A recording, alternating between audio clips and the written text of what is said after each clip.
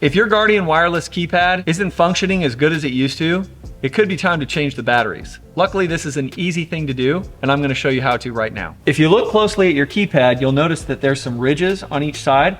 You're just gonna squeeze those and pull this cover off. And all you have to do is pop these batteries out and replace them with some new AAA batteries, and you're all good to go.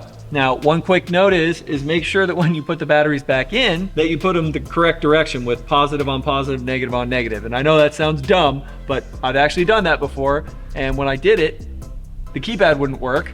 And then I had to sit and troubleshoot, and come to find out I had put the batteries in backwards.